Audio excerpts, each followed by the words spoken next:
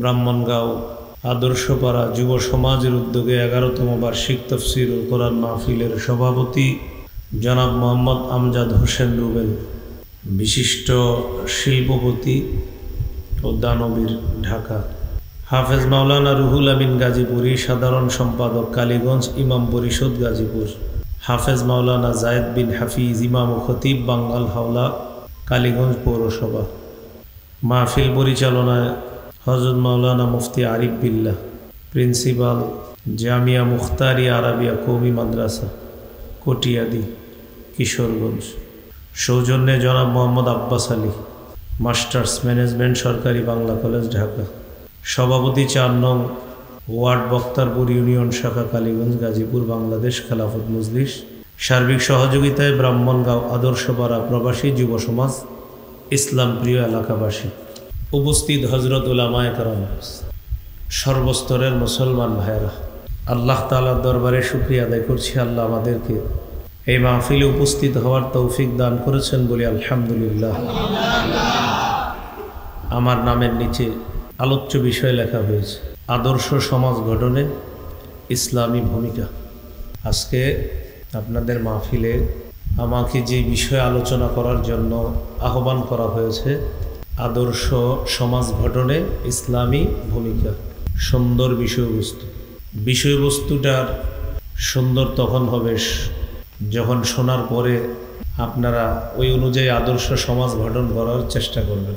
আল্লাহ আমাদের সকলকে আজকে যে কথাগুলো শুনব এখান থেকে নিয়ে গিয়ে ব্যক্তি জীবন, পারিবারিক জীবন, সামাজিক জীবন, অর্থনৈতিক জীবন, রাষ্ট্রীয় জীবন, আন্তর্জাতিক জীবনে যেন আমরা কথাগুলো বাস্তবায়ন করতে পারি, আল্লাহ তৌফিক দান করেন।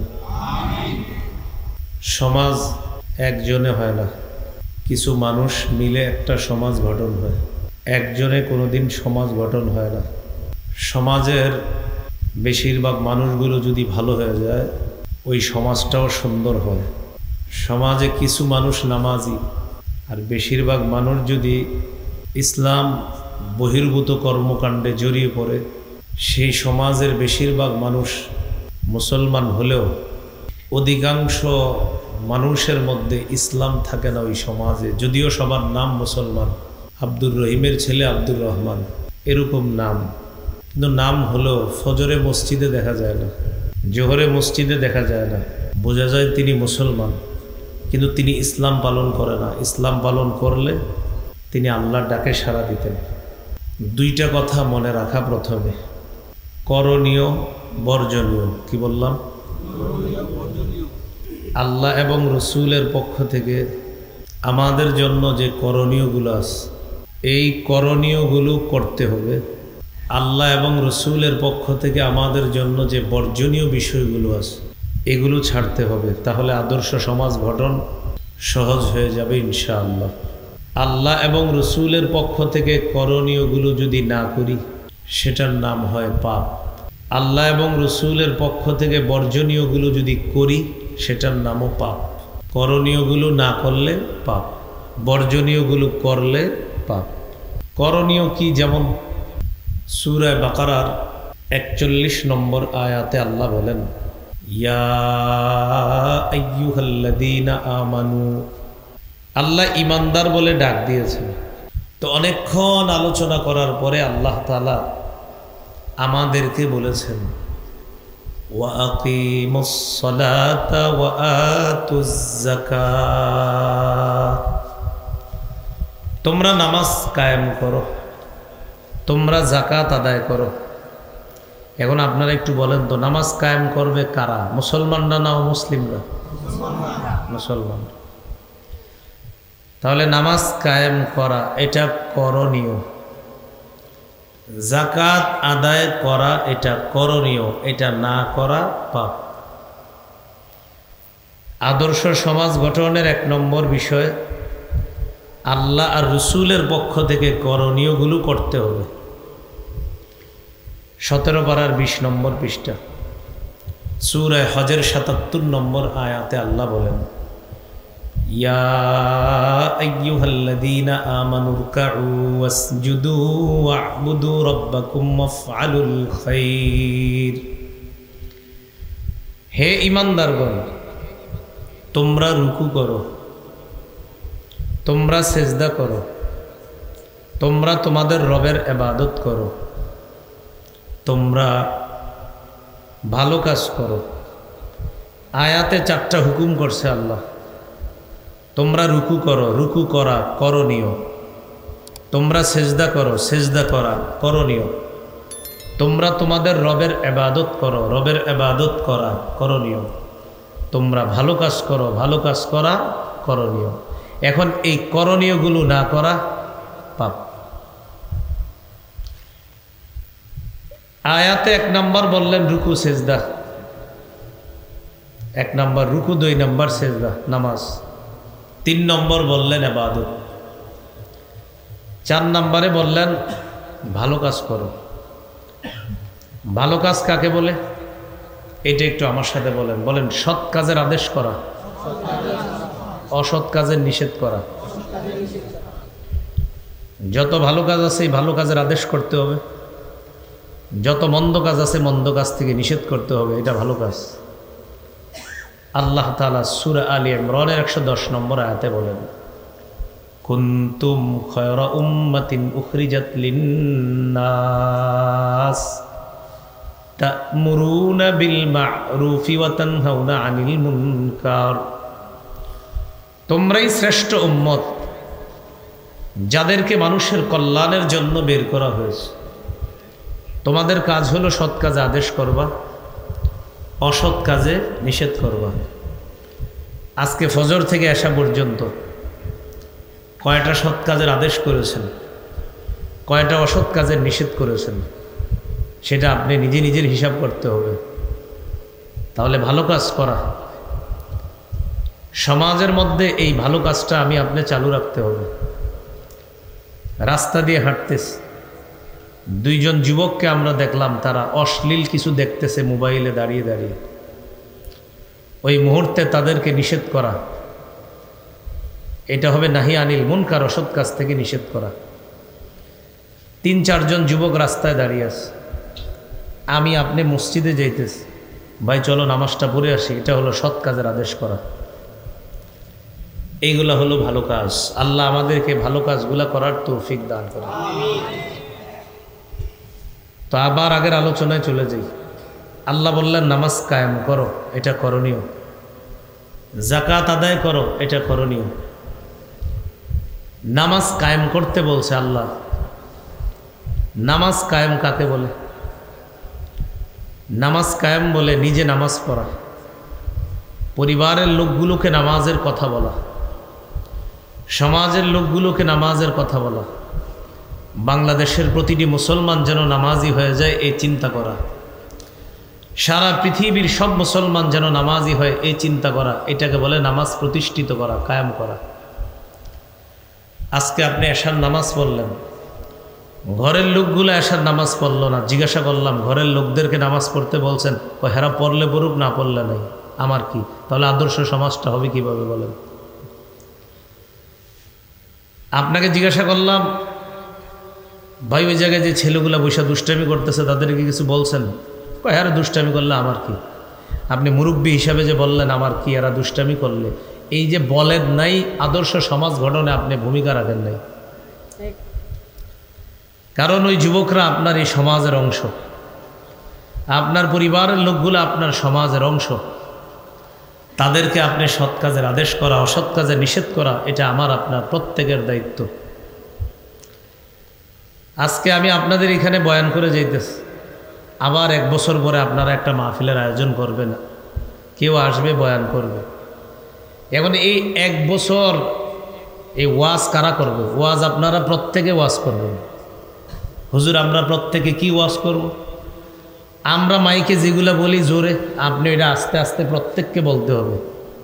যেমন আমি আজকে মাইকে বললাম তোমরা নামাজ কায়েম করো, এটা আল্লাহ বলছে, আপনি এই কথাটা প্রত্যেককে বলতে হবে, ভাই নামাজ পড়তে হবে। তোমরা যাকাত আদায় করো, এটা আমি মাইকে বললাম, সবাই শুনলেন। এই এলাকায় যারা যাকাত দাতা আপনি জানেন, কিন্তু যাকাত দেয় না, ওরেই বুঝাইতে হবে তুমি যাকাত দাও। কারণ এই সমাজে অনেক দরিদ্র মানুষ আছে, তোমার যাকাতে এই দরিদ্র মানুষগুলার অর্থনৈতিক উন্নতি সাধন হবে, আল্লাহ তাদের অর্থনৈতিক অবস্থা ভালো করবে, এটা আপনার দায়িত্ব। জাকাত দাতা আপনার সমাজের অংশ, আর জাকাত যিনি পাবে তিনিও আপনার সমাজের অংশ। আল্লাহ আমাদেরকে কথাগুলা বুঝে শুনে আমল করার তৌফিক দান করেন। তাহলে করণীয় এই বিষয়ে আলোচনা চলতেছে। সূরা আনআমের 151 নম্বর আয়াতে কি বলে আল্লাহ দেখেন, ওয়াযারু যাহিরাল ইসমি ওয়া বাতিনা, তোমরা গুনাহ ছেড়ে দাও, প্রকাশ্য গুনাহ, গোপন গুনাহ। ওয়াযারু, তোমরা ছেড়ে দাও, যাহিরাল ইসমি ওয়া বাতিনা, তোমরা প্রকাশ্য পাপ ছেড়ে দাও, গোপন পাপ ছেড়ে দাও। বলেন তো, পাপ ছেড়ে দেওয়ার আদেশ করেছেন কে? আপনারা আজকে এই প্যান্ডেলের নিচে যে মানুষগুলো আছেন, এই মানুষগুলো এই মুহূর্তে ওয়াজ শুনে নিয়ত করতে হবে যে আমি যেই পাপের মধ্যে বর্তমানে জড়িয়ে আছি, যেহেতু আমার আল্লাহ বলছে পাপ ছেড়ে দিতে, আমি এই পাপগুলা ছেড়ে দিব ইনশাআল্লাহ। এটা হলো আল্লাহর আদেশ পালন করা। এটা কি বলেন তো? করণীয়। বলেন কি? আল্লাহ বলছে কি পাপ ছাড়তে হবে, তো এখন আমার এই আল্লাহর আদেশ পালন করতে হবে। এবার আপনাদের সামনে গুরুত্বপূর্ণ অংশটা বলি, আরেকটা হলো বর্জনীয়, যেটা করা যাবে না। সূরা আনআমের 151 নম্বর আয়াতে আল্লাহ বলেন, ওয়ালা তাকরাবুল ফাওয়াহিশা মা যাহারা মিনহা ওয়া মা বাতান, তোমরা প্রকাশ্য অশ্লীলতার কাছে যেও না, গোপন অশ্লীলতার কাছে যেও না। অশ্লীলতা কাকে বলে? সূরা বনী ইসরাঈলের 32 নম্বর আয়াতে আল্লাহ বলেন, ওয়ালা তাকরাবুজ জিনা ইন্নাহু কানা ফাহিশা, তোমরা জিনার কাছে যেও না। জিনা হলো অশ্লীলতা। আওয়াজ হচ্ছে কেন? ফ্যানের কারণে? তো ফ্যান সরাই দেন, মাইকে ডিস্টার্ব হলে ফ্যান লাগবে না। ওয়ালা তাকরাবুজ জিনা, আল্লাহ বলেন তোমরা জিনার কাছেও যেও না। ইন্নাহু কানা ফাহিশা, জিনা অশ্লীল কাজ, এটা মন্দ কাজ। 18 নম্বর পারা 11 নম্বর পৃষ্ঠাে আল্লাহ তাআলা বলেন, ইন্নাল্লাযীনা ইউহিব্বুনা আন তাশিআল ফাহিশাতু ফিল্লাযীনা আমানু লাহুম আযাবুন আলীম, নিশ্চয়ই যারা মুমিনদের মাঝে অশ্লীলতা ছড়িয়ে দিতে চায় তাদের জন্য রয়েছে যন্ত্রণাদায়ক শাস্তি। কি ছড়িয়ে দিতে চায়?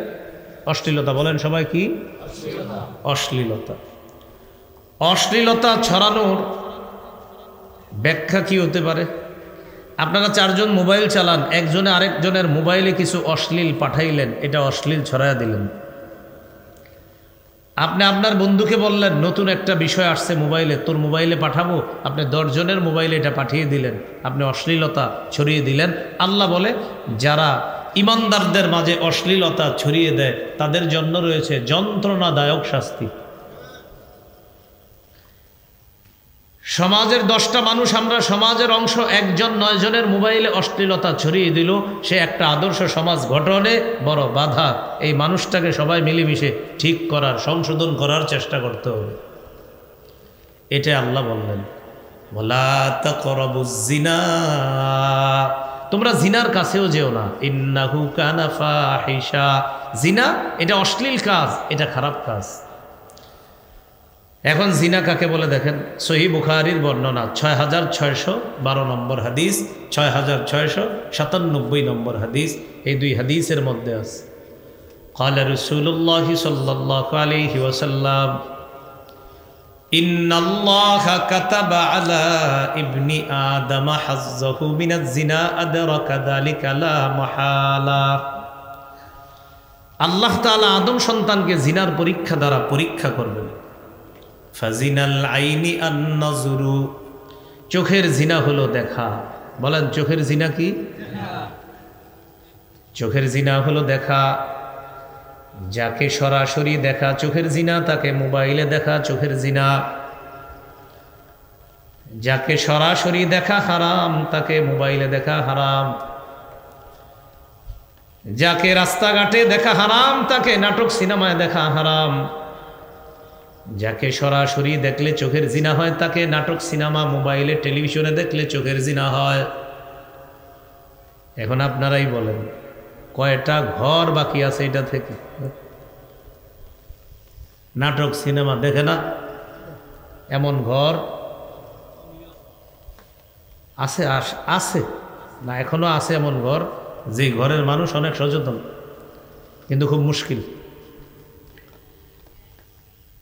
আপনি ধার্মিক মানুষ ঘরের মধ্যে, কিন্তু আপনার ছেলে আপনার মেয়ে ওরা আড়ালে অশ্লীল দেখতেছে যেটা আপনি জানেন না।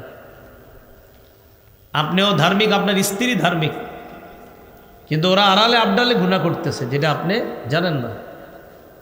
অনেক ভালো ভালো মানুষ যারা নামাজ পড়ে রোজা রাখে সব ঠিক আছে, কিন্তু তিনি ভয়ঙ্কর অশ্লীল বিষয় দেখে নজর হেফাজত করতে পারে না।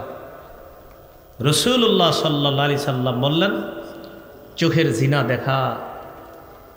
এই জন্য আল্লাহ পবিত্র কোরআনের মধ্যে বলেন কুল্লিল মুমিনিনা ইয়াগুদ্দু মিন আবসারিহিম ওয়া ইয়াহফাজু ফুরুজাহুম। নবী মুমিন পুরুষদেরকে আপনি বলেন তারা যেন নজর হেফাজত করে আর লজ্জাস্থান হেফাজত করে, নজর যেন নিচে রাখে, লজ্জাস্থান হেফাজত করে। দেখেন এখানে আল্লাহ বলছে নজরের গুনাহ, লজ্জাস্থানের গুনাহ। গুনাহ বড় কোনটা? লজ্জাস্থানের। বলেন বড় গুনাহ কোনটা? আগে বলছে কোনটা? নজরের কথা। নজরের গুনাহ লজ্জাস্থানের গুনাহ থেকে ছোট, কিন্তু আল্লাহ প্রথমে বলছে নজরের গুনাহ, পরে বলছে লজ্জাস্থানের গুনার কথা। কেন আল্লাহ নজর হেফাজতের কথা প্রথম বলছে? লজ্জাস্থানের গুনার ভূমিকা হলো নজরের গুনাহ। লজ্জাস্থানের গুনার ভূমিকা নজর। নজর দিয়ে সর্বপ্রথম দেখে, তারপর কল্পনায় আনে, তারপর বিভিন্নভাবে লজ্জাস্থানের গুনাহ পর্যন্ত সে পৌঁছে যায়। বলি নাউজুবিল্লাহ। এই জন্য আল্লাহ পবিত্র কোরআনে বললেন নবী আপনি মুমিন পুরুষদেরকে বলে দেন তারা যেন তাদের নজর নিচে রাখে, লজ্জাস্থান হেফাজত করে। আল্লাহ আমাদের সকলকে কুদৃষ্টি থেকে হেফাজত করেন। قال رسول الله صلى الله عليه وسلم, নবীজি বলেন গুদ্দু আবসারাকুম, তোমরা তোমাদের নজর হেফাজত করো। নজর হেফাজত করো, হাত অন্য মানুষকে কষ্ট দেওয়া থেকে হেফাজত করো। তোমরা তোমাদের লজ্জাস্থান হেফাজত করো, আমি নবী তোমাদেরকে জান্নাতে নেওয়ার জামিন হয়ে যাব। তো বুখারীর হাদিসে নবী বললেন ফাজিনাল আইনি আন-নাজরু, চোখের জিনা হলো দেখা। ওয়া জিনাল লিসান আল মানতিক, মুখের জিনা হলো কথা বলা।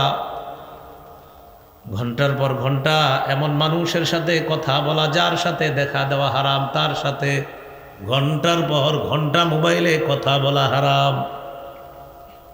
ঘন্টার পর ঘন্টা কথা বলতেছে, মোবাইলে কথা বলতেছে। তাও কি আবার নেক্সট শুরুতে ধোকা। রমজান মাসে ইমাম সাহেবরা এসে কয় হুজুর আমরা দুইজন সারা রাত কথা বলি সাহারির সময় জাগায় দেওয়ার জন্য। হারাম। ওয়াজিনাল লিসান আল মানতিক, মুখের জিনা হলো কথা বলা। চোখের জিনা দেখা, মুখের জিনা কথা বলা। ওয়ান নাফসু তামান্না ওয়া তাশতাহি, নবী বলেন অন্তরের জিনা হলো কল্পনা করা। অন্তরের জিনা কল্পনা করা, চোখের জিনা দেখা, হাতের জিনা স্পর্শ করা, নাকের জিনা ঘ্রাণ নেওয়া, কানের জিনা যার কথা শোনা হারাম তার কথা কান দিয়ে শোনা, এটা কানের জিনা। যাকে দেখা হারাম তার শরীরে স্পর্শ করা হাতের জিনা। যার সাথে দেখা দেওয়া হারাম তাকে মোবাইলে আপনি SMS লিখলেন, এটা আপনার হাতের জিনা হচ্ছে। আল্লাহ আমাদেরকে হেফাজত করেন। সবাই কি কথা বুঝতেছেন?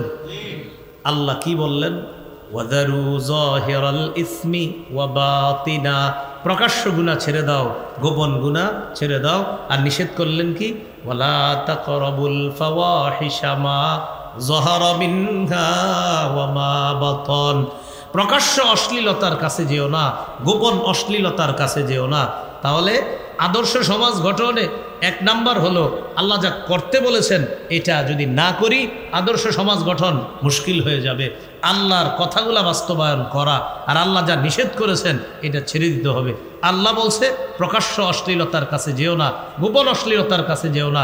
সাহস করে আজকে মাহফিল শুনলেন, 10 দিন পর 1 মাস পর যদি এই মাঠের মধ্যে একটা পর্দা লাগায়, যে পর্দার মধ্যে খেলা দেখার আয়োজন হবে, যে খেলায় মাঝে মাঝে অশ্লীল অ্যাডভারেন্সও আসবে, তখন যদি আপনারা এটা বাধা দিতে না পারেন তো আদর্শ সমাজ গঠন হবে না।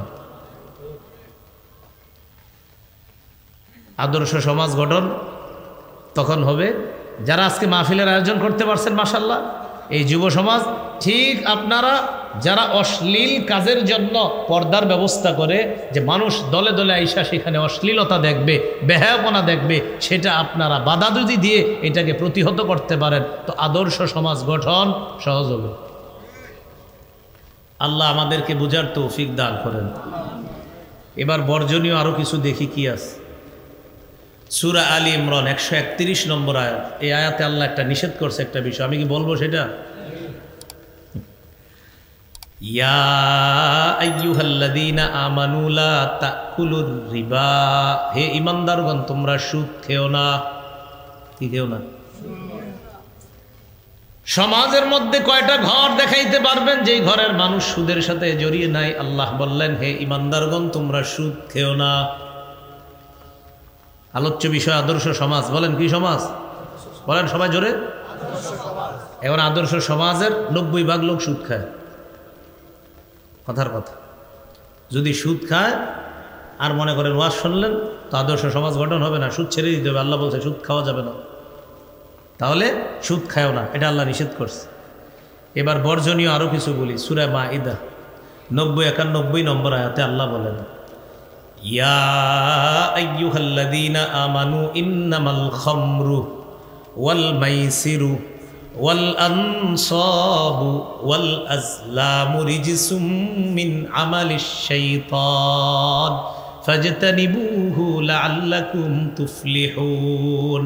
আল্লাহ বলেন হে ঈমানদারগণ, বলেন কারে ডাক দিছে? সবাই সবাই হে, আরো জোরে হে। বলেন কারা ঈমানদার? বলেন আমরা। তাহলে আমাদেরকে ডাক দিয়ে আল্লাহ এই আয়াতে 4টা বর্জনীয় পাপের কথা বলতেছে। ইন্নামাল খামরু মদ, ওয়াল মাইসিরু জুয়া, ওয়াল আনসাব দেব দেবী, আজলাম ভাগ্য নির্ণয়ক স্বর, রিজসুম মিন আমালিশ শাইতান এগুলো নাপাক, শয়তানের কাজ। ফাজতানিবুহু তোমরা বিরত থাকো। আয়াতে আল্লাহ তাআলা 4টি বর্জনীয় পাপের কথা বললেন। 1 নম্বর বললেন ইন্নামাল খামরু মদ।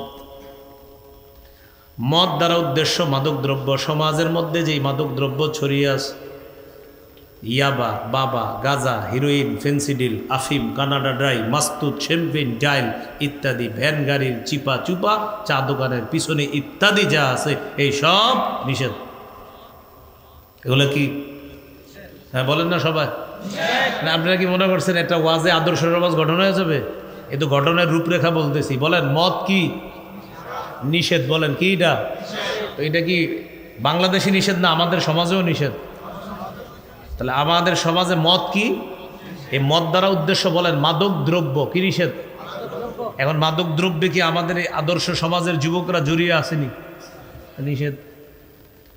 এখন এই সচেতন যুবকদের কাজ হবে মাদক দ্রব্যের সাথে যে যুবকরা জড়িয়ে আছে ওদেরকে ফিরাতে হবে, তাহলে আদর্শ সমাজ গঠন হবে। মাহফিল দিয়ে আদর্শ সমাজ গঠন সম্ভব না। মাহফিলে শুধু হুজুর বলে যাবে, কিন্তু আদর্শ সমাজ গঠনে এলাকার এই মুরব্বী যারা আছে, যুবক যারা আছে, প্রত্যেকে কাজ করতে হবে, একদম প্রতিদিন কাজ করতে হবে। তাহলে মদ এটা নাপাক। মদ দ্বারা উদ্দেশ্য মাদক দ্রব্য, ইয়াবা, বাবা, গাঁজা, হিরোইন, ফেন্সিডিল সব নিষিদ্ধ। এখন গাঁজা তো প্রায় সমাজে আছে। আর বাবার নাম শুনছেন নি আপনারা? শুনছেন। ইয়াবা, তো এগুলা সমাজে থাকা যাবে না, এগুলা দূর করতে হবে, এগুলা নিষেধ, এগুলা বর্জনীয়। আয়াতে 2 নাম্বার ওয়াল মাইসির জুয়া। এখন আপনাদের মাথায় এসে গেছে হুজুর জুয়া আমরা কেউ খেলি না, এবার দেখেন খেলেন কিনা জুয়া। চা দোকানের সামনে অনেকে দাঁড়ায় রয়েছে, হঠাৎ এক যুবক আরেক যুবরে বলতেছে এই ওভারে 10 রানের বেশি হতে পারে, যদি না হয় এত হইলে এত, জুয়া আসেনি, ব্যাস জুয়া নিষেধ। এটা আপনি বাধা দিতে হবে, এটা নিষেধ। জুয়া খেলতেছে, টান টান মুহূর্তে, উত্তেজনা মুহূর্তে, বাস এবার বলে এই ওভারে 4 হবে বা 6 হবে, এত টাকা বাজি, বাস জুয়া খেলতেছে। জুয়ারিরা জুয়া খেলতে খেলতে জমি ঘর বাড়ি যা আছে সব বিক্রি করে ফেলে, এটা জুয়া নিষেধ, জুয়া নিষেধ। আরেকটা জুয়া হলো ঘরে বৈশা মোবাইলে অ্যাপস দিয়ে জুয়া খেলে, যেটা আমাদের বাংলাদেশের সহ বিশ্বের অনেক সেলিব্রিটিরা সেই জুয়ার অ্যাপসের অ্যাড দেয়, সেই জুয়াও নিষিদ্ধ। আর ওই সেলিব্রিটি যারা অ্যাড দেয় ওরাও নিষিদ্ধ, জুয়া বর্জনীয়, ওই সেলিব্রিটি ওরাও বর্জনীয়, ওদেরকে বর্জন করতে হবে। তাহলে মাদক দ্রব্য একটা আদর্শ সমাজে চলতে পারে না, জুয়া একটা আদর্শ সমাজে চলতে পারে না, মাদক আদর্শ সমাজে নিষিদ্ধ, আদর্শ সমাজের জন্য মাদক থাকতে পারে না। এটা এই মাদক মুক্ত করে একটা সমাজের মধ্যে আদর্শ ফিরিয়ে আনতে হবে, কারণ একটা সমাজের মানুষ আদর্শ মানুষ হবে, আবার সেখানে মদ থাকবে, মাদক থাকবে, এটা হতে পারে না। 2 নাম্বার জুয়া এই আয়াতে নিষিদ্ধ। 3 নাম্বার ওয়াল আনসাব, মুসলমানদের জন্য দেবদেবী নিষিদ্ধ, মুসলমানদের জন্য দেবদেবী নিষিদ্ধ। 4 নাম্বার ওয়াল আজলামু রিজসুম মিন আমালিশ শাইতান, ভাগ্য নির্ণয়ক স্বর এগুলা নিষিদ্ধ। টিয়া পাখি, ময়না পাখি, সাপ ইত্যাদি দিয়ে হাতের ভাগ্য দেখে, রেখা দেখে ভাগ্য গণনা করে, এগুলা বিশ্বাস করলে ঈমান চলে যাবে। قال رسول الله صلى الله عليه وسلم من أتى عرافا أو كاهنا فصدقه بما يقول فقد كفر بما أنزل على محمد صلى الله عليه وسلم। নবীজি বলেন, কোন ব্যক্তি যদি গণকের কাছে যায়, যাওয়ার পর ওই গণকের কথা যদি বিশ্বাস করে, তাহলে আমি নবীর উপর আল্লাহ যা নাজিল করছে সে সব অস্বীকার করলো। হ্যাঁ, হাদিস আবার বুঝেন। নবী বলেন, আমার কোনো উম্মত গণকের কাছে গেছে, যাওয়ার পর গণক যা বলছে, জ্যোতিষী যা বলছে সে সব বিশ্বাস করছে। নবী বলেন, এই ব্যক্তিটা আমি নবীর উপর আল্লাহ যা নাজিল করছে সব সে অস্বীকার করছে। হাতের রেখা দেখে ভাগ্য গণনা করে। আপনারা যারা দেশ গ্রামে কাজ করেন, আপনাদের হাতে এমনি একটু দাগ বেশি পড়ে। এখন গণক আপনার জ্যোতিষে আপনার হাত দেখা বলে এত দাগ থাকার তো কথা না, তো স্বাভাবিকভাবে খেটে খাওয়া মানুষ, গাছ টাছ কাটে যারা, এদের হাতে প্রচুর দাগ হয়। আপনার হাতে এত দাগ কেন? কিছু সমস্যা আছে, রাহু আছে, শনি রাহু আছে, মানে কিছু বলবে আর কি আপনাকে। 1201 টাকা, 1 টাকাটা শিখিয়ে দিতে হবে, টাকা যেন না হয়, এরকম বলবে। আপনি চিন্তা করবেন, আল্লাহ জানে, মনে হয় সমস্যা না হলে এরকম 1201 টাকা হইব কেন? 11টা কালো মুরগির ডিম নিয়ে আসতে হবে, কি করে? মানে আপনি চিন্তা করে যাবেন যে কালো মুরগি 11টা হইতে হবে, তার মানে কিছু একটা সমস্যা মনে আছে। এইভাবে জ্যোতিষে আপনাকে ধোকা দিবে। এইভাবে ওই সাপুরিরা অথবা ময়না পাখি, টিয়া পাখি দিয়ে আপনার হাতের উপরে এই টাকাগুলা নিয়ে যাবে, বা আপনারে বুঝাবে যে সমস্যা আছে কিছু, অথবা আপনারে দেখে বলবে কি তুমি মনে হয় বন্ধুদের সাথে বেশি ঘুরো, এই লোকটার বন্ধুদের সাথে ঘুরার অভ্যাস আছে, একটু সমস্যা আছে। আচ্ছা বলেন তো, বর্তমান যুগের যুবক ছেলেরা কারা বন্ধুদের সাথে না ঘুরে? সবাই তো ঘুরে, মানে কয়ে দিল এখন, ও মনে মনে কয় আসলে তো আমি বন্ধুদের সাথে ঘুরি, তো ঘুরে না কে? সবাই তো ঘুরে।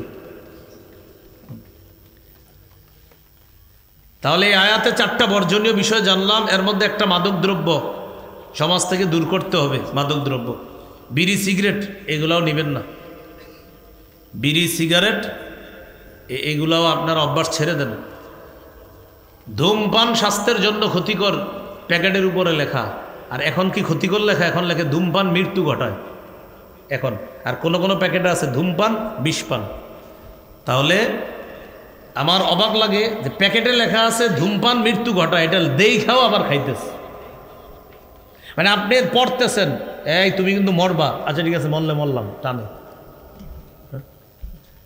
এবার আমার সাথে একটু বলেন, বলেন দরি, সবাই বলেন দরি, বলেন জাহান্নামীদের একটা খাদ্য আছে, নাম দরি। এই খাদ্যের বৈশিষ্ট্য হলো স্বাস্থ্য বাড়ায় না, ক্ষুধা নিবারণ করে না। বলেন জাহান্নামের সেই দরি নামক খাদ্যের সাথে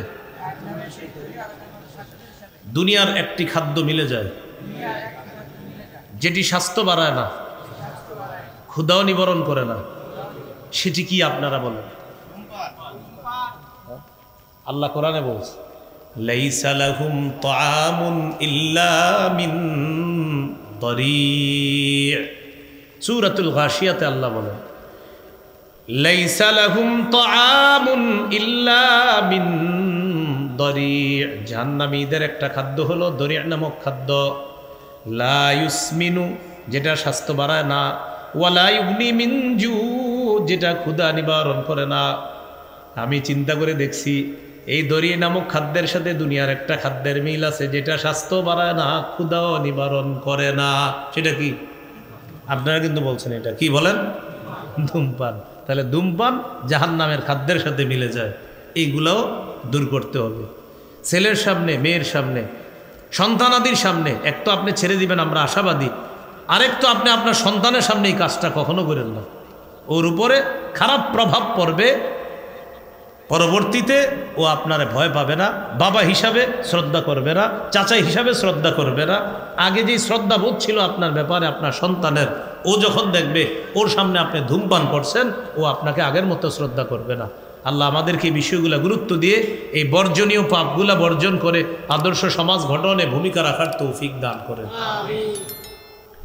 সহিহ বুখারীর বর্ণনা 2766 নম্বর হাদিস। এই হাদিসের মধ্যে আছে ক্বালা রাসূলুল্লাহ সাল্লাল্লাহু আলাইহি ওয়াসাল্লাম ইজতানিবুস সাবআল মুবিকাত। রাসূলুল্লাহ সাল্লাল্লাহু আলাইহি সাল্লাম বলেন, তোমরা 7টি ধ্বংসাত্মক অপরাধ থেকে বাঁচো। এমন 7টি অপরাধ আছে যে অপরাধ তোমাদেরকে ধ্বংস করে দিবে। ক্বালু ওয়া মা হুন্না ইয়া রাসূলুল্লাহ। সাহাবীগণ বললেন, হুজুর এই 7টি অপরাধ কি আপনার কাছে জানতে চাই। নবীজি বললেন, 1 নাম্বার আশ-শিরকু বিল্লাহ, আল্লাহর সাথে শিরিক করা। বলেন আল্লাহর সাথে কি করা? শিরিক করা। নিষেধ, শিরিক করা যাবে না। আজকে আপনারা একটা মাহফিল করছেন, মাশাআল্লাহ, তাফসীরুল কোরআন মাহফিল। এখন এই জায়গায় মনে করেন আবার এরকম একটা মাহফিলের নাম দিয়ে কেউ শিরিকের কাজ করলো। কিসের কাজ করলো? নাম দিছে কি? বলেন না কি দিছে? কিন্তু কাজ করছে কিসের? শিরিকের। হলো? আরে বলেন না সবাই, হলো কাজটা? তাহলে শিরিক নিজেরা করব না, করতে দিব না। বলেন নিজেরা করব না, কি করতে দিব না, এটাতে রাজি আছেন? তাহলে এই কালীগঞ্জ কোথাও যদি শিরিকের কর্মকাণ্ড হয়, ওলামায়ে কেরাম যদি বাধা দিতে চায়, সবাই একসাথে আলেমদেরকে সহযোগিতা করবেন ইনশাআল্লাহ। তাহলে শিরিক সমাজ থেকে দূর করতে হবে। নিজে শিরিক করব না, পরিবারের কাউকে শিরিক করতে দিব না। সমাজে শিরকি কোনো আস্তানা কর্মকাণ্ড থাকলে সেই শিরকি আস্তানা আমরা দূর করার চেষ্টা করব। সূরা নিসার 48 নম্বর আয়াতে আল্লাহ বলেন, ইন্নাল্লাহা লা ইয়াগফিরু আন ইউশরাকা বিহি, নিশ্চয় আল্লাহ তাআলা তার সাথে শিরিকের অপরাধ আল্লাহ ক্ষমা করেন না। সূরা মাঈদার 72 নম্বর আয়াতে আল্লাহ বলেন, ইন্নাহু মান ইউশরিক বিল্লাহ ফাকাদ হারামাল্লাহু আলাইহিল জান্নাহ, যে ব্যক্তি আল্লাহর সাথে শিরিক করে তার উপর আল্লাহ জান্নাত হারাম করে দেয়। ওয়া মাওয়াহু জাহান্নাম, তার ঠিকানা হলো জাহান্নাম। ওয়া মাওয়াহুন নার, তার ঠিকানা আগুন জাহান্নাম। সূরা জুমারের 65 নম্বর আয়াতে আল্লাহ বলেন, ওয়ালাকাদ উহিয়া ইলাইকা ওয়া ইলাল্লাযীনা মিন ক্বাবলিক লাইন আশরাকতা লায়াহবাতান্না আমালুকা। নবীর প্রতি আল্লাহ ওহী নাজিল করে বলে, হাবিব যদি আপনি শিরিক করেন আপনার সব আমল বরবাদ হয়ে যাবে। আমাদের নবীকে আল্লাহ ধমক দিতেছে, আপনি যদি শিরিক করেন অবশ্যই অবশ্যই আপনার আমল বরবাদ হয়ে যাবে। আমাদের নবী কখনো শিরিক করবে না, করতে পারেন না। আমাদের নবীকে ধমক দিয়ে আসলে আল্লাহ আমাদেরকে বুঝাইতেছে, সাবধান, তোমরা কখনো শিরিক করবা না, শিরিক করলে সব আমল বরবাদ হয়ে যাবে। নবী বললেন ধ্বংসাত্মক অপরাধ 7টি, এর মধ্যে 1 নম্বর হলো শিরিক করা। শিরিক করলে এই দুনিয়া ধ্বংস, আখিরাত ধ্বংস, সমাজ ধ্বংস হয়ে যাবে। একটা শিরিকের আস্তানা হাজারো মানুষকে ঈমান থেকে দূরে নেওয়ার জন্য যথেষ্ট। হাজারো মানুষ একটা শিরিকের আস্তানা। কিন্তু সমস্যা হলো আমাদের বাংলাদেশে শিরিকের আস্তানা নিয়ে কিছু বললে, মানে শিরিকের বিরুদ্ধে বললে একদল বেদাতি রাস্তায় নেমে যায়, কয় তারা আল্লাহর ওলির বিরুদ্ধে। কার বিরুদ্ধে? আচ্ছা বলেন তো, শিরিকের বিরুদ্ধে আর আল্লাহর ওলির বিরুদ্ধে এক হইল? আমরা কি আল্লাহর ওলিদের বিরুদ্ধে না শিরিকের বিরুদ্ধে? শাহজালাল রহমতুল্লাহর বিরোধিতা কোনো আলেম করছে বাংলাদেশে? কিন্তু শাহজালাল রহমতুল্লাহর কবরকে কেন্দ্র করে শিরিক করলে শিরিকের বিরুদ্ধে আগেও ছিলাম, এখনো আছি, মরণ পর্যন্ত শিরিকের বিরুদ্ধে আমাদের অবস্থা। তাহলে শিরিক করা যাবে না। এই যে কথাটা আপনারা মাশাআল্লাহ খুব সুন্দর বুঝলেন। তাহলে আমরা আল্লাহর ওলিদের বিরুদ্ধে না, আমরা শিরিকের বিরুদ্ধে। আমরা কোনো আল্লাহর ওলির কবরকে কেন্দ্র করে কেউ যদি শিরিক করে, আমরা ওই শিরক দূর করে আল্লাহর ওলির কবরকে হেফাজত করব, যেন এই কবরে কেউ শিরিক না করে। তাহলে বলেন, আমরা কি কবর দূর করলাম না শিরিক দূর করলাম? তাহলে আল্লাহর ওলির কবরের কোনো সমস্যা করলাম নাকি আল্লাহর ওলির কবরকে শিরিক থেকে হেফাজত করলাম? যেই শিরিকের বিরুদ্ধে আলেমরা বলে, একদল বেদাতি রাস্তায় নেমা যায়, কয় হুজুররা আল্লাহর ওলিদের বিরুদ্ধে। আল্লাহ হেফাজত করেন আমাদেরকে। হ্যাঁ, আমরা গাজার বিরুদ্ধে। কোনো মাজার কবরকে কেন্দ্র করে কেউ যদি গাঁজা সেবন করে, সে গাঁজার বিরুদ্ধে আমরা।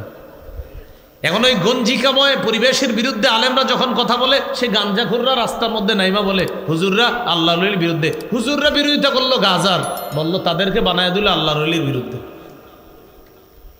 তাহলে ধ্বংসাত্মক অপরাধ কয়টি? 7টি। 1 নাম্বার শিরিক করা। শিরিক করলে সব ধ্বংস হয়ে যাবে। এই জন্য প্রিয় ভাইয়েরা, আপনাদের এই কালীগঞ্জ বলতেছি, যেহেতু আপনাদের এলাকা, এখানে শিরিকের গন্ধটন্ধও যদি থাকে কোথাও, চেষ্টা করেন এই গন্ধ দূর করার জন্য। বিশেষ করে মুসলমান যারা আছি, এই মুসলমানদের মধ্যে যদি কোনো শিরিকের গন্ধ থাকে, সেটা দূর করার চেষ্টা করেন।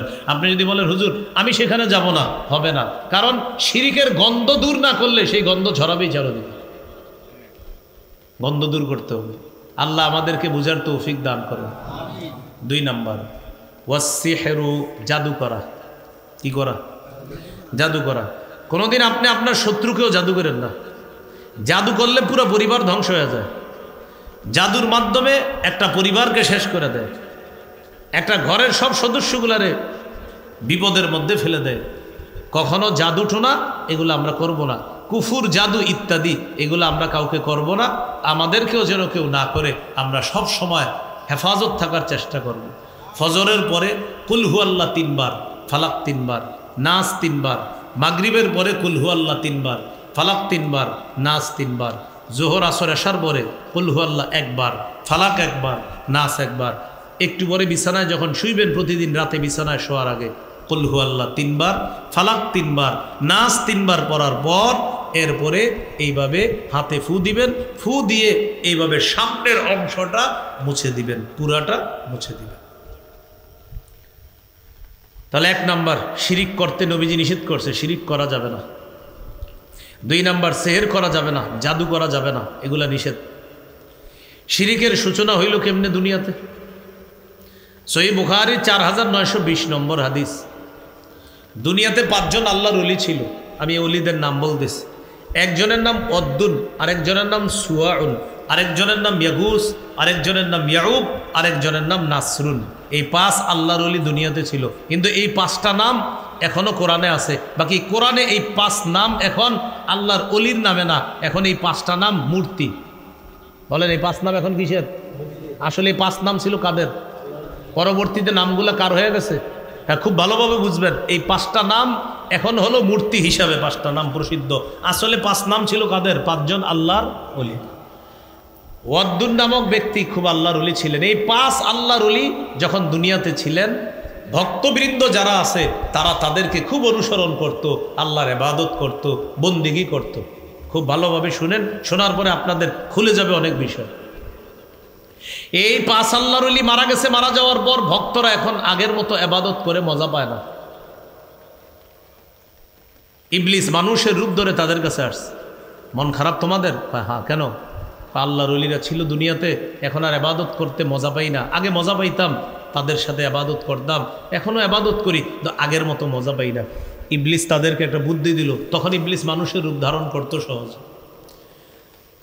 আমি তোমাদের এই 5 জন আল্লাহর ওলির 5টা প্রতিমূর্তি বানায়া দিই। 5টা প্রতিমূর্তি বানায়া দিই, তাদের চেহারাগুলো তোমাদের ঘরে ঘরে রাখবা। ওয়াদ্দুন নামক আল্লাহর ওলি যেখানে বসতো ওখানে একটা প্রতিমূর্তি তার চেহারাটা রেখে দিবা। সুয়াউদ নামক আল্লাহর ওলি যেখানে বসতো তার যে আকৃতিটা তোমাদেরকে দিব, তার আকৃতিটা ওই সুয়া নামক আল্লাহর ওলির জায়গায় রেখে দিবা। এইভাবে 5 আল্লাহর ওলির 5টা আকৃতি দিব, আকৃতিগুলা তাদের এবাদত খানায় রেখে দিবা, তারা যেখানে বসে বসে এবাদত করত। মানুষ বিষয়টা সহজে নিস। ইবলিস মাটির 5টা প্রতিমূর্তি তৈরি করে দিস। তৈরি করে দেওয়ার পর ওই 5 আল্লাহর ওলি 5 জনের জায়গায় 5টা বসায় দিস। এখন এই মানুষগুলো আল্লাহর ইবাদত করে, কিন্তু এদেরকে দেখে তাদের ভালো লাগে, এদের ইবাদত করে না। কিন্তু ওই 5 জন মূর্তি যে আকৃতি তাদের ইবাদত করে না। বলেন ইবাদত করে কার? আল্লাহ। কিন্তু ভালো লাগে। এই যে আছে আমাদের আল্লাহর ওলি আছে, এই যে ওয়াদ্দুন আল্লাহর ওলি আছে, এই যে সুয়াউন আছে আল্লাহর ওলি, ভালো লাগে। এই জেনারেশন বিদায় নিছে। বুখারীর বর্ণনা, ফালাম্মা হালাকা উলাইকা, যখন তারা বিদায় নিছে, ওয়া তানাসসাখাল ইলমু, এবং যখন সঠিক জ্ঞান বিলুপ্ত হয়ে গেল, মূর্তির ব্যাপারে আল্লাহর ওলিদের ব্যাপারে সঠিক ধারণাটাও দুনিয়া থেকে দূর হয়ে গেল। পরবর্তী জেনারেশন দুনিয়াতে আসছে, আসার পর ইবাদত করে, কিন্তু আগের মতো ইবাদত করে না, ভালো লাগে না। ইবলিস তাদের কাছে আসছে, কি ব্যাপার? আমাদের আব্বা বাপদাদা যারা ছিল তারা 5 জন আল্লাহর ওলি, তাদেরকে দেখে ইবাদত করতো, আমরাও তাদেরকে দেখে ইবাদত করি, কিন্তু ভালো লাগে না, মজা পাইতেছি না। হ্যাঁ, তোমাদের বাপদাদারা তাদের সামনে গিয়ে সেজদা দিত, তখন ভালো লাগতো।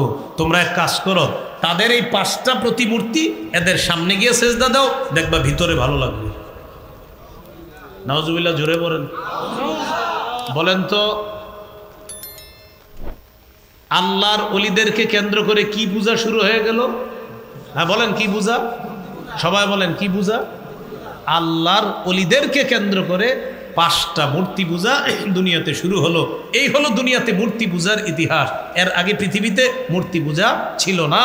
তো মুসলমান বর্তমান জামানায় মুসলমান মূর্তির সামনে যায় না, মূর্তির সামনে যায় ওই ধর্মের মানুষ, মূর্তি পূজা করে না বা দুর্গা পূজা করে না। কিন্তু মুসলমান দরগাকে কেন্দ্র করে শিরিক নামক কর্মকাণ্ডে মুসলমান লিপ্ত হয়। অন্য ধর্মের মানুষরা তারা তাদের দেবদেবীদের সামনে যায়, এটা তাদের ধর্মীয় ব্যাপার। কিন্তু আমাদের ধর্মের মানুষরা দরগার মধ্যে গিয়ে শিরকি কর্মকাণ্ডে লিপ্ত হয়।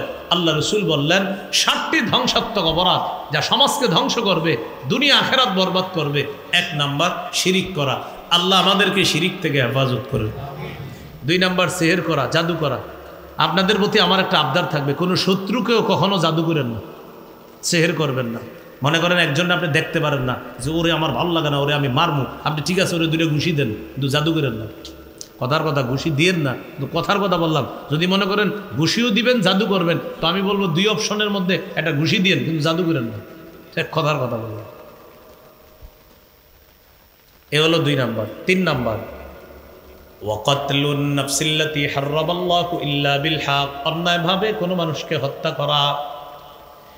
সমাজের মধ্যে যখন 2 জন ব্যক্তি ঝগড়া করবে, ঝগড়া করার পর আমরা 2 শ্রেণীর 2 এলাকা থেকে আইসা উচিত হলো তাদেরকে মীমাংসা করে দেওয়া। উল্টা আমরা কি করলাম? দক্ষিণ পাড়া থেকে 10 জন 10টা বাঁশ নিয়ে আসলাম, উত্তর পাড়া থেকে 10টা বাঁশ নিয়ে 10 জন আসলাম। বলেন ঝগড়া কমবে না আরো বাড়বে?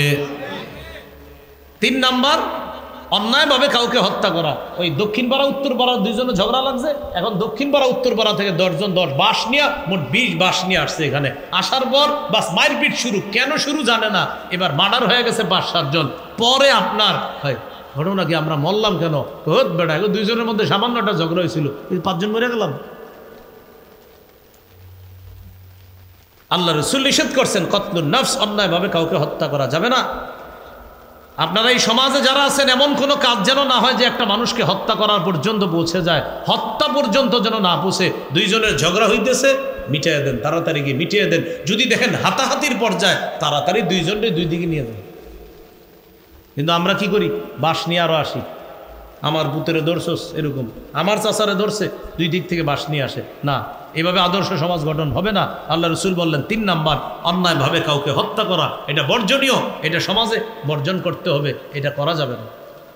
একটা চড়ুই পাখি গাছে বসে রয়েছে, ওরে আপনি অন্যায়ভাবে হত্যা করা নিষেধ, নাসাইর হাদিস। রাসূলুল্লাহ সাল্লাল্লাহু আলাইহি সাল্লাম বলেন, মান কাতালা উসফুরান আবাসা, কোন ব্যক্তি যদি অন্যায়ভাবে একটা চড়ুই পাখিকে হত্যা করে, আজ্জা ইলাল্লাহি ইয়াউমাল কিয়ামা, চড়ুই পাখি কিয়ামতের ময়দানে আল্লাহর কাছে মামলা দিবে। চড়ুই পাখি বলবে, আল্লাহ, গাছের মধ্যে আমি বসেছিলাম, আমার কোনো অপরাধ নাই মাবুদ, এই লোকটা গাছের নিচ দিয়ে যাইতেছিল, আমার পাশ দিয়ে যাইতেছিল, অনর্থক আমাকে হত্যা করছে, আমি বিচার চাই। ওয়ালাম ইয়াকতুলনি লিমান ফাআ, মাবুদ, লোকটা যদি আমাকে জবাই করে খেয়ে ফেলতো আমার কোনো আফসোস ছিল না, কারণ আমি তার জন্য ছিলাম হালাল, বিসমিল্লাহ বলে জবাই করে খাইলে আমার কোনো আফসোস ছিল না। আল্লাহ, আমার কোনো দোষ নাই, আমি বসেছিলাম, অনর্থক আমাকে হত্যা করছে, আল্লাহ আমি বিচার চাই। চড়ুই পাখি মানুষের বিরুদ্ধে আল্লাহর কাছে বিচার দিবে, নাসাই শরীফের বিশুদ্ধ হাদিস। পাখি যদি মানুষ না ছাড়ে তাহলে মানুষ মানুষে ছাড়বে? ইয়াজিউল মাকতুলু বিল কাতিল, নিহত ব্যক্তি হত্যাকারী হাত ধরে আল্লাহর কাছে নিয়ে যাবে, আল্লাহ, এই লোক আমারে হত্যা করছে, রক্ত পড়তে থাকবে, আমি বিচার চাই, আমার কি অপরাধ ছিল, এই লোকের বিচার চাই। তাহলে আমার সাথে একটু সবাই বলেন, বলেন, হত্যা নামক অপরাধের চিন্তাও মাথায় আনা থেকে আল্লাহর কাছে পানা চাই। তাহলে আমরা ঝগড়াঝাটি হইতে পারে, মানবিমান, কিন্তু হত্যা এই জাতীয় না। একজনের উপরে আঘাত, তার অঙ্গহানি করা, তার পা হানি করা, এইগুলোতে আমরা যাব না। যে দুইজনের ঝগড়া হইতে পারে, কিন্তু সেটা যেন তার কানে আঘাত, চোখে আঘাত, তার শরীরে আঘাত, এবং আমি তার একটা হাত শেষ করে দিলাম, একটা আঙ্গুল কেটে ফেললাম, এই পর্যন্ত যেন না যায়। এটা আল্লাহ রাসূল নিষেধ করছেন যে এগুলা হওয়া যাবে না। পাথর স্থাপন করবে, বলেন কি স্থাপন করবে? পাথর। রাসূল সাল্লাল্লাহু আলাইহি সাল্লামের বয়স 35 বছর, নবুয়ত প্রকাশের 5 বছর আগের ঘটনা। কাবা ঘর পুনর্নির্মাণ করছে কাফেররা, কি টাকা দিয়ে? হালাল টাকা দিয়ে। তারা একসাথে হয়েছে, হওয়ার পরে বলল, আমরা আল্লাহর ঘরটা আবার বানাবো, তবে হালাল টাকা, হারাম টাকা লাগাবো না ঘরের মধ্যে। এখন হালাল টাকায় আপনার ঘর পুরাটা হয় না, হালাল টাকায় ছোট্ট একটা ঘর হয়েছে। কিন্তু ঘরের আয়তন হলো যে বর্তমানে যারা হজ উমরায় গেছেন, যাওয়ার পর দেখবেন একটা রাউন্ড আছে পাশে, এই ঘেরাও করা জায়গা পুরাটা হলো আপনার ওই কাবার এরিয়া ছিল। এখন ওইটাকে বলা হয় হাতিমে কাবা। এখন ওই পুরা ঘর বানাইতে গেলে কি নাই? টাকা নাই। হালাল টাকা দিয়ে অত বড় ওটা বানানো যাবে না। এখন হালাল টাকা দিয়ে বর্তমানে যে কাবাটা আমরা দেখি, এতটুকু হয়েছে হালাল টাকায়, তো বাকিটার হালাল টাকা ছিল না, করতে পারে নাই। তো যাই হোক, কাবাঘর নির্মাণ হয়ে গেছে। নির্মাণ করার পর এবার পাথর স্থাপন করবে কে? কাবা। এখন পাথরটা হলো একটা মর্যাদাপূর্ণ পাথর। হাদিসের মধ্যে আসছে, এই পাথরের জবান থাকবে কিয়ামতের ময়দানে, যে চুমা দিছে তার পক্ষে পাথর আল্লাহর কাছে সাক্ষী দিবে যে আমারে চুমা দিছে, আল্লাহ আপনি তাকে মাফ করে দেবেন।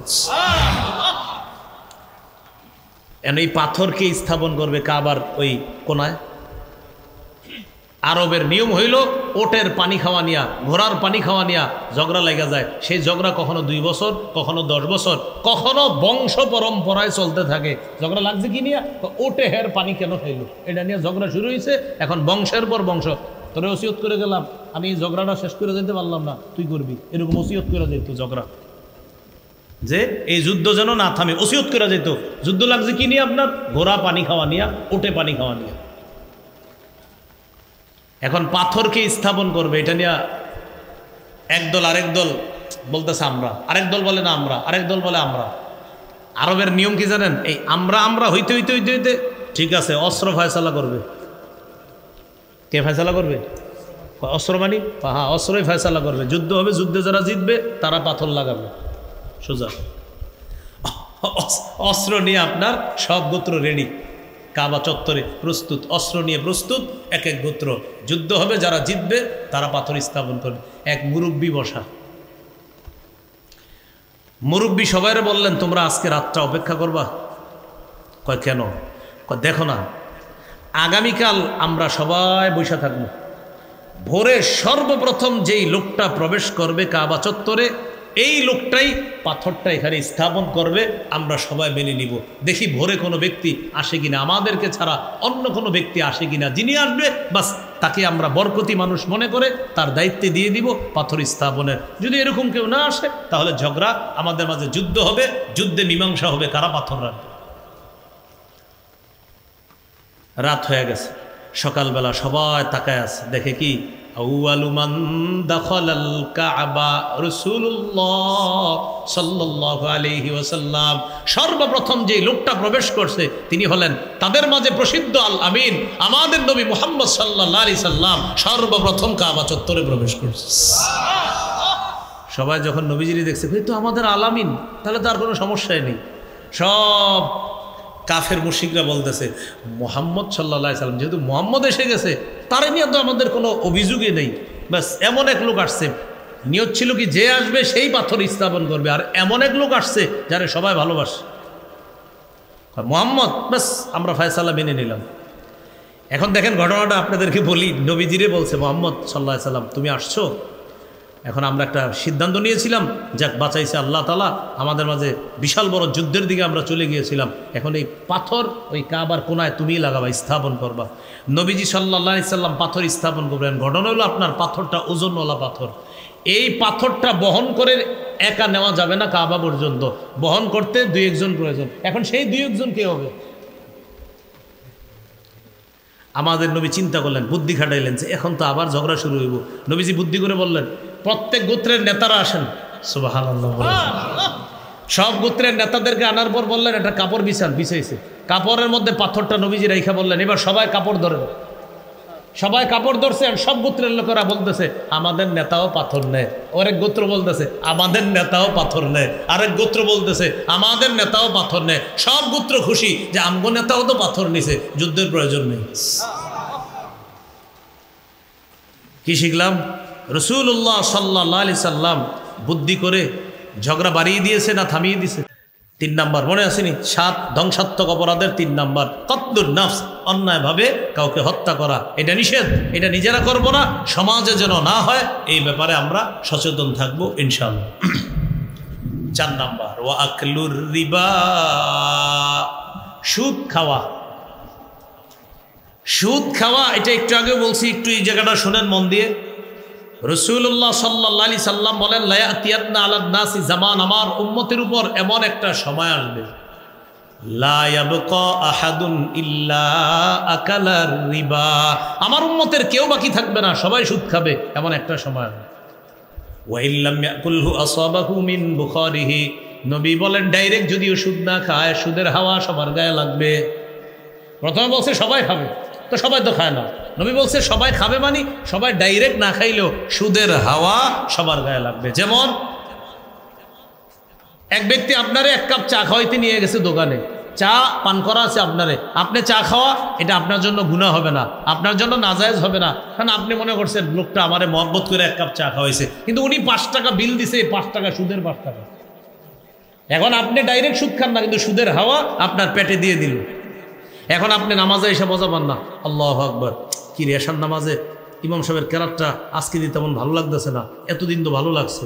ফজরের নামাজে আজকে ভালো লাগতেছে না, তুমি ভালো লাগছে। ইমাম সাহেবের কাছে গেছে, হুজুর নামাজে মজা পাইতেছি না, এশায়ও মজা পাই না, ফজরে মজা পাই না। ইমাম সাহেব কয় কালকে উল্টা পাল্টা কিছু খাইছেন? কয় না, আমি তো হারাম কিছু খাই না, আমি হারাম উপার্জন করি না, আমি হারাম খাইও নাই। কয় কেউ কিছু খাওয়াইছে? হ্যাঁ একজন খাওয়াইছিল। কয় খোঁজ নিয়ে দেখেন যেটা খাওয়াইছে ওখানে কোনো হারামের ছোঁয়া আপনার পেটে আসছে কিনা। আপনার গুনাহ হয় নাই খাওয়াতে, কিন্তু হারামের ছোঁয়া লাগাতে এখন আপনি আজকে নামাজে মজা পাইতেছেন না। এই ছোঁয়া যতদিন থাকবে ইবাদতে মজা পাবেন না। টেনশনে পড়ে গেছেন অনেকে যে হুজুর মাঝে মাঝে তো আমগো হয়, ঠিক না? ইবাদত দেখবেন হঠাৎ হঠাৎ মজা লাগে না, ওই কোথায় জানি কোন পার্টিতে গিয়ে খাইছেন, খাওয়ার পরে আর মজা লাগে না, আপনার জানাও নাই সেই পার্টির আয়োজন কি দিয়ে হয়েছে। খুব সতর্ক, খুব সতর্ক। বাচ্চা যারা আছে বাচ্চাদেরকে যেই জায়গার যে কোনো জায়গার খানা খাওয়াই দিবেন না, যেই কোনো খানা বাচ্চাদেরকে খাওয়াবেন না। দেখবেন মাঝে মাঝে বিভিন্ন অনুষ্ঠানকে কেন্দ্র করে বিভিন্ন খানার আয়োজন করে, এই বাচ্চাদেরকে সব খানা খাওয়াবেন না। আমাদের উস্তাদরা একদিন খালি বলছিল যে এই জাতীয় খানা, উল্টাপাল্টা খানা, যেখানে সেখানের খানা গ্রহণ না করা। বিশ্বাস করেন এরপর থেকে আমি নাবালেগ থেকে কোনো জায়গার আপনার এখানে সেখানে বিভিন্ন খাবার দেয়, এই খাবার বাস দূরে থাকা, বিরত থাকতেছে বলছে, বাস এটাই সুন্দর কথা। তো আমি বলতেছি বিভিন্ন জায়গায় দেখবেন বিভিন্ন উপলক্ষে খানা দেয়, আমি বলছি না যে আপনার জন্য এটা না যায়, আমি বলছি দূরে রাখেন, ভালো হবে ইনশাল্লাহ, ভালো হবে। বিশেষ করে মৃত ব্যক্তি ইত্যাদির খাবার এগুলো আপনারা অসহায় ব্যক্তিদেরকে খাওয়াই দেন, এতিম অসহায় মিসকিনদেরকে বেশি খাওয়াই দেন। মৃত ব্যক্তিদের খাদ্যটা আপনারা যারা পয়সাওয়ালা আছেন আপনারা না খাওয়াই ভালো। ওই অসহায় এতিম যারা আছে, যেটা ইসালে সওয়াব বলি আমরা, এটা তাদেরকে খাওয়াই দেওয়ার চেষ্টা করা। দিল মরে যায়, অন্তর মরে যায়, এবাদতে মজা পাওয়া যায় না। কারণ সব হক আপনি খাইতে যান কেন? এতিম মিসকিনেরটাও আপনি পেটে ঢুকাইতে যান কেন? আমি বলছি না আপনার জন্য নাজায়েজ হয়ে যাচ্ছে, বলছিলাম সব জায়েজে আপনি পেটে ঢুকাইতে হবে বিষয়টা এমন না। কারণ কোন ছোঁয়া আপনার পেটে আসবে আপনি তো জানেন না। আল্লাহ আমাদেরকে হেফাজত করেন। তাহলে 4 নাম্বার আকলুর রিবা, সুদ খাওয়া। এক ঘরে 4 ভাই, 3 ভাই ভালো আছে, 1 ভাই সুদ খায়। এই ভাই জোর করে বাকি 3 ভাইরে ঝামেলার মধ্যে ফেলায় দেয় মাঝে মাঝে। হ্যাঁ, আপনারা এক মায়ের পেটের ভাই, আমার অনুষ্ঠানে আপনারা কেন আসবেন না? 2-3 ভাই মুখ দিয়ে বলতে পারে না তোমার কামাই তো সুদের কামাই, কেমনে যাবো? এটা না পারে বলতে, না পারে সইতে। 3 ভাই বাধ্য হয়ে ওই সুদের কামায়ে তখন তারাও যায়, শরিক হয়। কি বলবো? তাহলে 4 নাম্বার আকলুর রিবা, সুদ খাওয়া, এটা বর্জনীয়, এটা নিষেধ। আল্লাহ আমাদের এই সমাজটা সুদমুক্ত সমাজ গঠন করার তৌফিক দান করেন। আশা করি আপনাদের সমাজে সুদখোর নাই। সুদের কারবার আছে আপনাদের এলাকায়? আপনারা যদি সবাই চুপ হয়ে গেলেন। হ্যাঁ, আলোচ্য বিষয় দিচ্ছে আদর্শ সমাজ গঠন। তো জিজ্ঞেস করলাম এই সমাজে সুদ আছে? সবাই চুপ। এই সমাজে কি সুদ আছে? তো সুদ থাকলে তো আদর্শ সমাজ গঠন হবে না। এটা সমাজ থেকে বের করতে হবে। রাসূলুল্লাহ সাল্লাল্লাহু আলাইহি সাল্লাম বলেন, কোন এলাকায় 2টি অপরাধে গজব বেশি আছে। কয় অপরাধে? বলেন আমার সাথে সবাই বলেন। সুদের কারবার, জিনা। আবার সুদের কারবার, ব্যভিচার। সুদের কারবার, ব্যভিচার। কোন এলাকায় গজব আসে অন্যতম 2টি অপরাধের কারণে। একটা হলো সুদের কারবার, আর একটা হলো ব্যভিচার। আল্লাহ আমাদেরকে অপরাধ থেকে হেফাজত করেন। এ হলো 4 নাম্বার। 5 নাম্বার ও আকলু মালিল ইয়াতীম, এতিমের সম্পদ অন্যায়ভাবে ভক্ষণ করা। ভাই এই অংশটা মন দিয়ে শুনেন। বড় ভাই মারা গেছে, তার 3-4 জন সন্তান আছে, চাচার দায়িত্বে আসছে এতিম সন্তানগুলা। এখন চাচা কি করে? কলমের খোঁচায় ভাতিজা ভাতিজিদের সম্পদ আত্মসাৎ করে। এটা নিষেধ।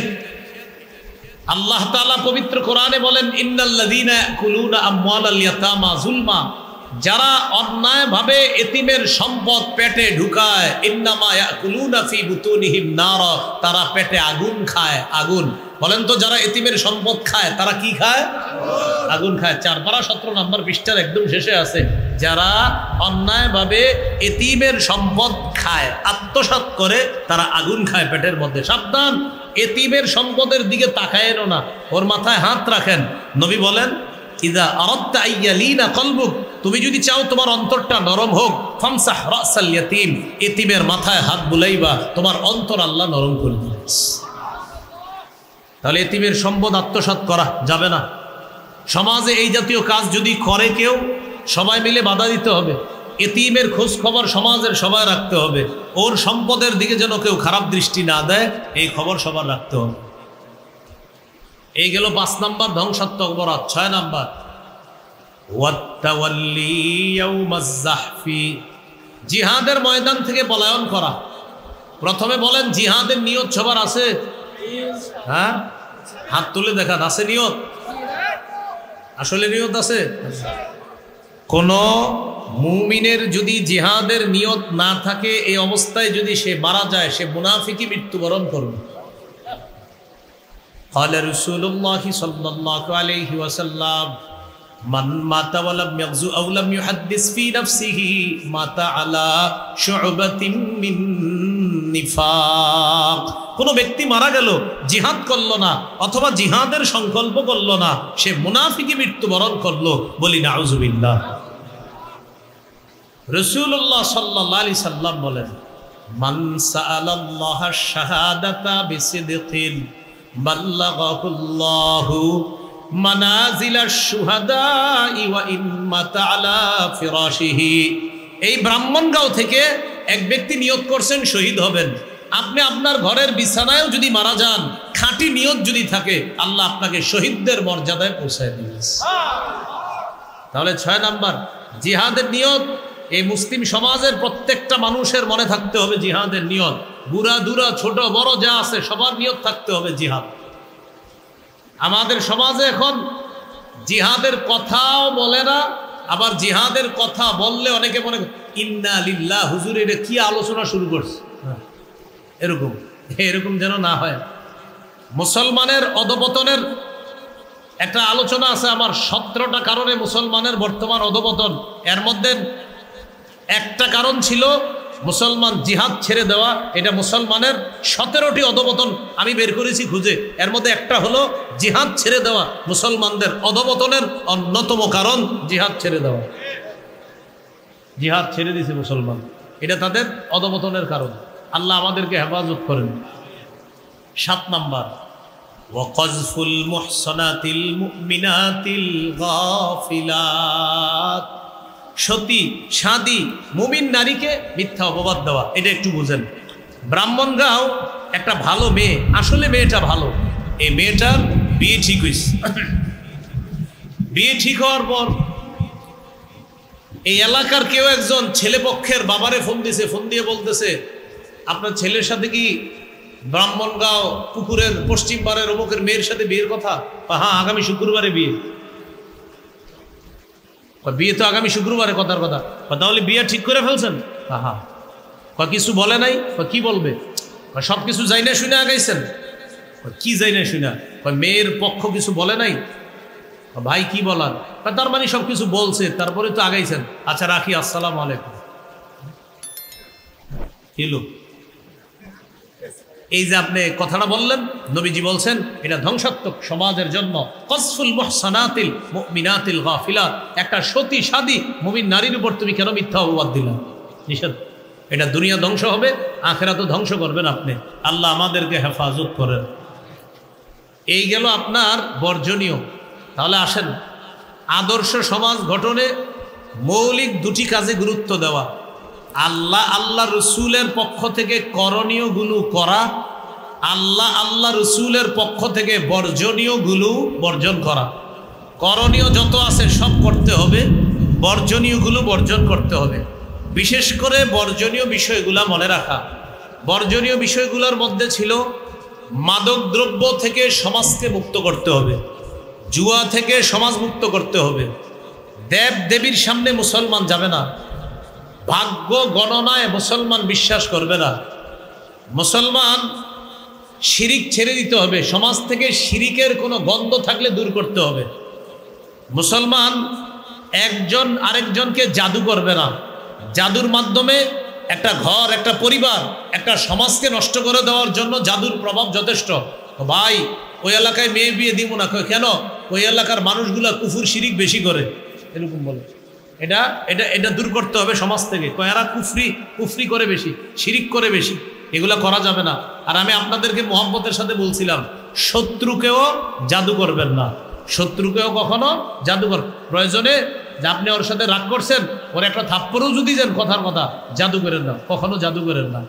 3 নাম্বার ছিল এই হাদিসে হত্যা করা অন্যায়ভাবে। আমরা কোনো পাখি অন্যায়ভাবে হত্যা করব না। সুদ খাওয়া, আর একটা হলো এতিমের সম্পদ অন্যায়ভাবে আত্মসাৎ করা, এগুলা বর্জনীয়। জিহাদের ময়দান থেকে পলায়ন করা, এগুলা বর্জনীয়। আরেকটা হলো সতী সাদী মুমিন নারীর উপর মিথ্যা অপবাদ দেওয়া, এগুলো বর্জনীয়। তাহলে করণীয়গুলো করে আদর্শ সমাজ গঠনে আমরা ভূমিকা রাখবো, বর্জনীয়গুলো বর্জন করে আদর্শ সমাজ গঠনের জন্য আমরা ভূমিকা রাখতে পারি। আল্লাহ তাআলা তৌফিক দান করেন। আরেকটা বাকি রয়েছে, ঘুষ। ঘুষ ঘুষ বলেন কি? সবাই বলেন, বৃষ্টির আওয়াজে বোঝা হচ্ছে না, বলেন ঘুষ। এটা ভুলে গেছি বলতে।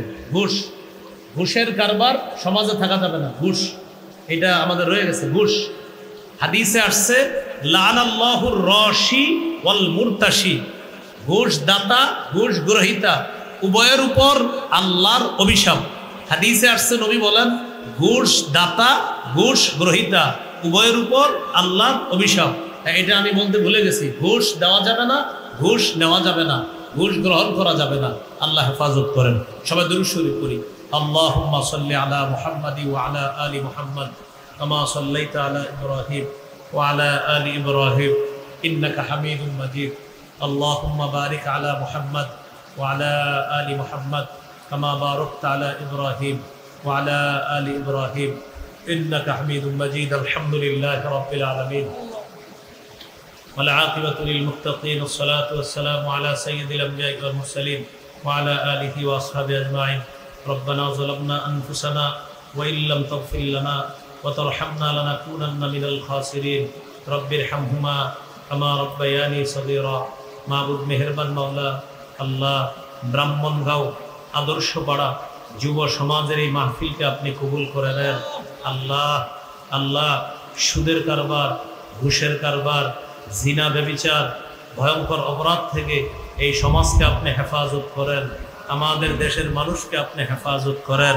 আল্লাহ আল্লাহ যে বর্জনীয় কথাগুলো বলা হয়েছে আল্লাহ আমরা যেন বর্জন করতে পারি তৌফিক দান করেন আল্লাহ এখানে মুসলমান আল্লাহ উপস্থিত হয়েছে মাওলা এই বৃষ্টিকে উপেক্ষা করে আমরা যারা উপস্থিত হয়েছে আল্লাহ এই মানুষগুলোর সাথে আমাকে জান্নাতে দেখা করায় দিয়েন আল্লাহ আল্লাহ এই আরজিকে আপনি কবুল করে দেন আল্লাহ আল্লাহ আপনি সাক্ষী থাকেন আল্লাহ কেমন পরিবেশের মধ্যেও আমরা এখানে বসে আছি আল্লাহ আমাদের এই বৈঠকটা নাজাতের উসিলা বানায়া দেন আল্লাহ নাজাতের উসিলা বানায়া দেন আল্লাহ নাজাতের উসিলা বানায়া দেন আল্লাহ নাজাতের উসিলা বানায়া দেন আজকের মাহফিল সার্থক হবে যদি আমরা সমাজ থেকে সুদ দূর করতে পারি ঘুষ দূর করতে পারি জিনা ব্যভিচারের সয়লাভ দূর করতে পারি অশ্লীলতা দূর করতে পারি তাহলে আজকের মাহফিল সার্থক হবে কত কষ্ট করে মানুষগুলো এখানে আসছে আল্লাহ এই যুব সমাজ যারা মাহফিলের আয়োজন করেছে তারা যেন এই এলাকাটা সুদমুক্ত এলাকা করতে পারে ঘুষ মুক্ত এলাকা করতে পারে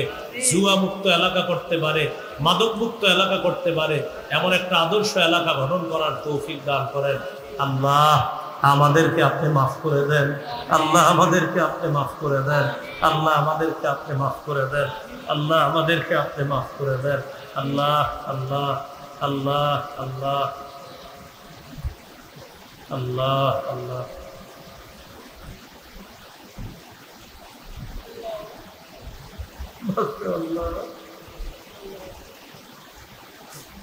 আল্লাহ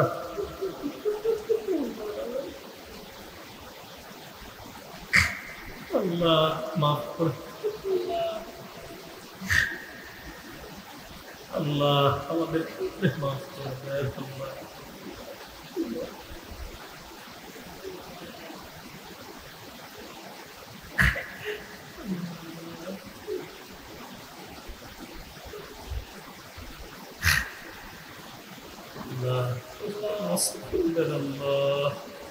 আল্লাহ সবাই প্রত্যেকে আল্লাহর কাছে যা বলার বলতে পারেন সবাই আল্লাহর কাছে বলেন আল্লাহ আল্লাহ প্রত্যেকে প্রত্যেকের আরজগুলো আল্লাহর কাছে বলেন আল্লাহ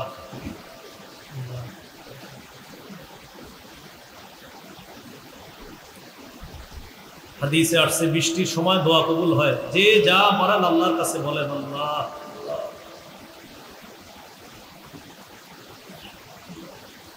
আল্লাহ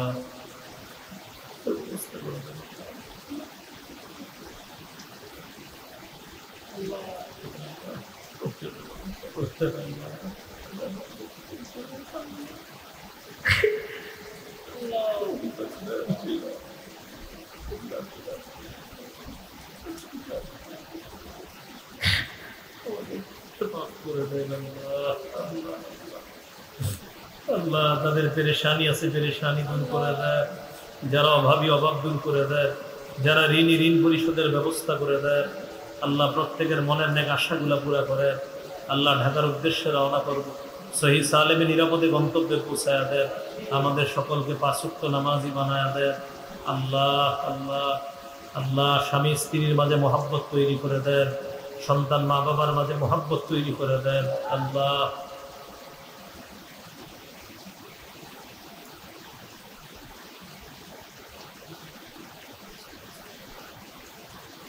اللهم صل وسلم وبارك على محمد سبحان ربك رب العزة عما يصفون وسلام على المرسلين الحمد لله رب العالمين السلام عليكم